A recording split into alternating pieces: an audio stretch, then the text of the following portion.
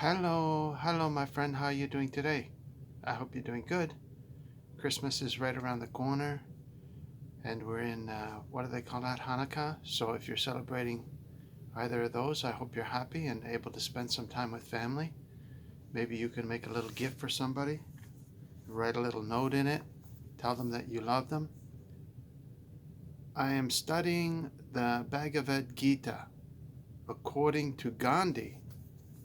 So according to Gandhi, Gandhi makes lots of notes in the Bhagavad Gita, and I wanted to share a few with you, and especially this one section that jumped out at me because I thought it was quite profound. Now, as you know, Gandhi was the leader of the independence of India from the British Empire. Now, I'm not an expert in British Indian history. I don't know any details about how that all occurred, whether he was selected to do that or apparently he was a pacifist and he led this sort of peaceful revolution. His name, Mahatma, is considered great soul, so he was obviously admired by the people of India and he became a leader for their movement. However that happened historically, as I said, I'm not 100% sure, but I wanted to share some notes for you. Now, maybe just give a little background. What the major religion of India is Hindu, and so what do Hindus believe, right? If we ask that question, Hindus believe in samsara. It's this overall cycle of life, death, and reincarnation, and they believe in karma. You know, that principle of cause and effect. That's a commonly used term today, karma. You know, what goes around comes around, kind of thing.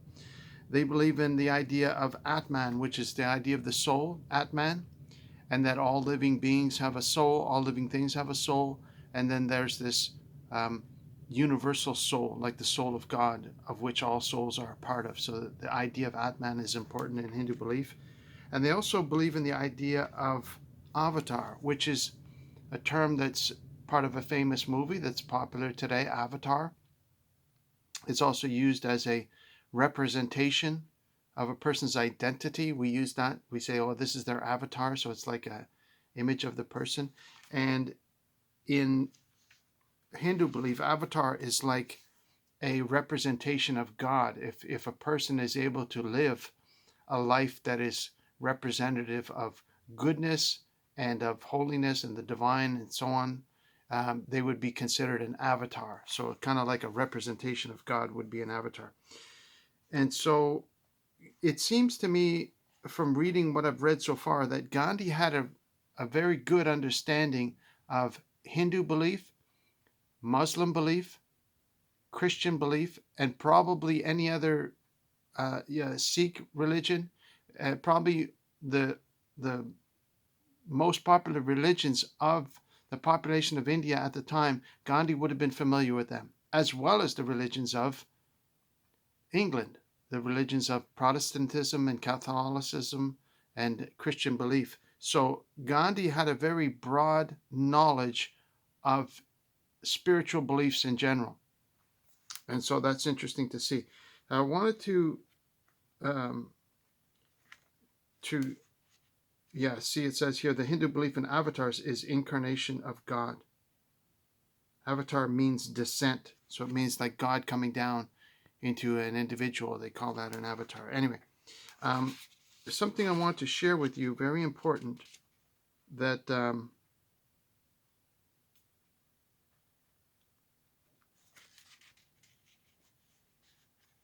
is from chapter 4. I'm just going to share this little passage with you and hope it'll inspire you. The assurance which God holds out here is that when evil spreads in the world, some persons, inspired by God, feel in their hearts that it's not enough for them to be a little good, that they must be exceptionally good, so good that people would look upon them as a perfect manifestation of the divine in man. That is how Sri Krishna came to be worshipped as the fullest avatar. God has in these verses assured man, he's talking about the previous verses that he's discussing. We won't cover those right now. God has in these verses assured man that whenever Dharma is eclipsed and the reign of Adharma spreads, Dharma is the good, the Adharma is the bad, he comes into the world to protect the good, to destroy the wicked and restore the rule of Dharma. This means that Dharma is never destroyed. Sri Krishna did not say that while the wicked are destroyed, the good are not. He himself passed away, and that too, meeting an untimely death. If we take a total view, so this is the commentary of Gandhi, again talking about the Bhagavad Gita. If we take a total view, we shall see that it is not wickedness, but goodness which rules the world. So Gandhi says, if we take a total view, we shall see that it is not wickedness, but goodness which rules the world. The wicked can prevail only when they number multitudes, but goodness will rule when embodied to perfection, even in one person. Nonviolence has been described as so powerful that all forces of violence subside in its presence. Under its influence, even beasts forget their nature. Even one good person can change the world. Such a one enjoys an empire over people's hearts. We do not because we follow goodness only as best we may, but the type of good man I have mentioned has but to send a message, and people will do what he wants them to do. Such is the power of goodness. When wickedness prevails, there is disorder in every field of life, but where goodness rules, order prevails and people are happy. The people, they are happy not in the sense that their material needs are satisfied, but in the sense that they lead virtuous and contented lives. As for material possessions, some men have fortunes in rupees and yet have a distracted life. That is no sign of being happy. And he goes on, so on and so forth. So you can see the motivation of Gandhi. See? He's talking about a number of things here.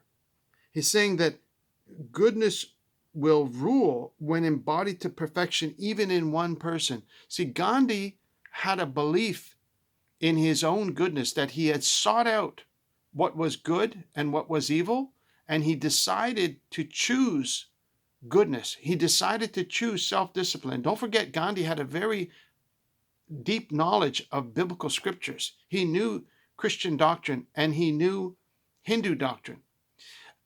He knew that the bulk of the population of India were Christian. He knew that were Hindu. 80% of India are Hindu. He knew that 80% of England were Christian. And so he knew how to communicate with both those groups of people. But the thing that he discovered and that he believed to his core was that even one good person can change the world. He said, such a one enjoys an empire over people's hearts. You see what he's saying here? He said the wicked can prevail only when they number in multitudes. So when there's a whole bunch of them, they have the army at their disposal.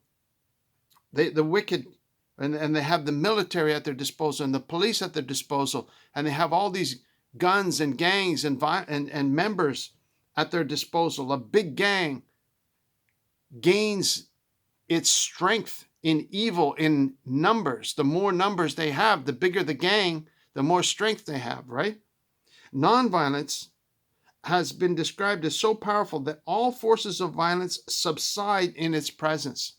And I'm going to share with you a little anecdote here. I've seen situations, at least one that comes to my mind, but I'm sure there's many situations where this happens, when a person is on the verge of violence and they have lost it. They've lost their temper. But they come up upon a person. It may be an authority figure, it may be a policeman, or it just may be their equal or another family member. And I'm thinking of a couple of instances that I know of. And that person that they come up to face threatening and breathing fire in their face and standing nose to nose and being so angry, if that person is able to maintain complete composure and adopt an attitude of peace and calm, I have seen that violent person, the person that's right on the edge of violence, just ready to strike out. I have seen that person calm right down. I've seen that person. And now I've also seen many instances, both personally and obviously on through media, where the other person doesn't calm down at all and they both go at it. And of course you have a fight, right? You have people coming to blows and arguing and fighting and all that. But I have seen situations where if the person is able to maintain their composure, a perfectly peaceful composure, and just sometimes not even say a word, sometimes maybe just a whisper, it's okay. And that person is just breathing fire. How could you have done this? What were you thinking? What on earth? Maybe it's a road rage or something, right? And that person is able to maintain perfect, peaceful composure. You can see a miracle in action. You can see that violent person, as Gandhi says, make way, right? Under its influence, even beasts forget their nature. And I think by beasts, he's not only referring to wild animals, but when humans become like beasts, they become like wild animals, right? Nonviolence has been described as so powerful that all forces of violence subside under its presence. And I really like that word subside, because it gives an indication of kind of like a melting, where that violence has no place to go. It sees in front of it this peaceful pacifist person. That may not always work. I'm not saying it's going to work 100% of the time, but I have seen it work. And it's a miraculous thing to witness. And maybe it does work all the time. I don't know. Maybe when it doesn't work, it's not perfected, and that there's still an element of fear or still an element of wanting to strike back. He goes on and gives examples of not striking back, which is a paraphrase of the whole turn the other cheek concept that we get from biblical scripture, right? If somebody strikes you on the cheek, turn to him the other cheek. That's the embodiment of the message that Gandhi goes into later on. I don't have time to go in to that whole exposition that he gives on turning the other cheek, but it's straight out of biblical doctrine, absolutely. And so that section jumped out at me. It's in chapter 4, page 81 on this particular book. I'm not sure when this was published and who published it. It was published in 2000 by Berkeley Hill Books. And yeah, so there you have it. Just a very, very powerful, powerful message about nonviolence, and this idea that we look around the world today and say, oh, evil's in control. And the only people that get ahead are those that are wicked or corrupt or that are on the take or that steal money to get what they can. This is not true. This is what Gandhi knew to be false. He basically said, what good is extra money if it's not accompanied with peace and contentment, right? It's of no value. But people think, and there's a number of very bad consequences from thinking that evil is in control. When you think evil is in control, you think, well, what I'm doing is not so bad.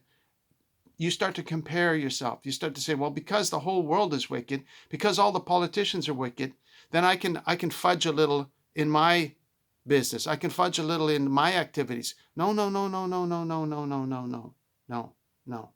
One person can change the world. Even one good person can change the world.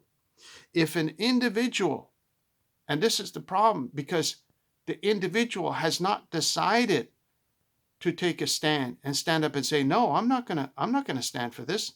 I don't think this is right. I don't think what you're saying is right. And the reason that I believe it's not right is because of this, and this. And if that person is standing on principles that are eternal principles of truth, that person will prevail. If someone says, somebody slapped me on the cheek and they harm me, but I'm not going to retaliate in kind. This is a good example of that. And it's a mind-blowing thing, because how many people can do that, right? 1 out of 100, 1 out of 1,000. Could I do it? I doubt it. If somebody slapped me on the cheek, as I age and as my physical capability starts to decay, I'm quite sure that's going to happen. It might not be there yet, because if somebody were to slap me today in the street, in public, at the food store, it's on. I hate to say it, right? I still have a little bit of the beast, right? That's the part where he says the beast, is still in the person. But what happens when you reach the age of Gandhi and you start looking like this guy in here, like he's probably 90 pounds dripping wet. He's probably 70 years old in this picture. I'm not there yet, but when I look like this, do you think I'm going to be able to turn the other cheek? Absolutely, because I won't have a choice, right? I'm not going to get into fisticuffs when I'm 70, 80 years old. I pray I could live that long. And so this youthful vigor, this youthful combativeness eventually has to be laid aside. But I believe the sooner the better. The sooner that can occur, then the sooner this person can change the world. And they can change the world through non-violent standing for truth. And it's a miraculous thing to see that the non-violent, when the scripture where the apostle said, when I am weak, then I am strong. That's the example. Even though you have the capability to strike back, if you're able to go a step above that and say, no, I'm not going to strike back. I'm going to take the highest road, which is the road of nonviolence. And to say, I'm not going to try and get back at that person in kind. I'm not going to try and take revenge. I'm not going to follow the old method of an eye for an eye, but I'm going to follow the new method of loving my enemy. Then you change the world. And you change the world by changing your world. And that energy will spread out across the entire world. It's a mystery, right? It can only happen in the spirit realm. But each one of us is responsible for saving the world, our own individual world, and then that can reverberate and help other people to save their worlds, and so on and so forth. And we have a synergy there, right? Does that make any sense? It makes sense to me. I mean, I'm at an advantage because I'm reading through this karma and dharma, and I'm getting into that vibe. You know what I'm saying? So I hope that kind of makes a little bit of sense to you. But I wanted to share that with you, and I'm going on a little long as usual, but I'm getting inspired by that. I took back the other book that I had to the library, which was a great experience that I'm very thankful that I did read that historic and absolutely beautiful piece of literature by Joseph Conrad. So I took that back. But this one, I own this one. I got this at the thrift store, so I can take notes in it and I can go through it. It's a little bit beat up. Some of the pages actually have detached from the spine, but they're all there. They're not missing. So some of the pages of the book actually are not connected to the book. I wonder if I could glue them back in, but I'm not going to worry about it. But a great little book, and very inspiring. Now, Gandhi has got a colored past. Some people think he was great. Some people think he was a rascal, and so on and so forth. But I'm not going to get into that. I'm taking it at face value and just going by the words that are written in the book and not trying to judge him from the point of view from history. I know that there's some people say, oh, he was this and he was that, and he had these bad qualities and so on and so forth. But I'm not going to get into that. We'll leave that for another time. I'll leave that for the historians. But thank you so much for watching. Christmas is around the corner. I may not make another video. Maybe I won't see you until after Christmas. But wherever you are, I pray you're able to spend time with people that you love, and that you're encouraged by the people that are around you, and that you're enjoying a blessed day and blessed health. I wish the best for you at this holiday time, And thank you so much for watching. God bless you. I love you very much. I know God loves you more than I do. So take good care of yourself, and we'll talk to you soon, okay? Bye-bye. Take care.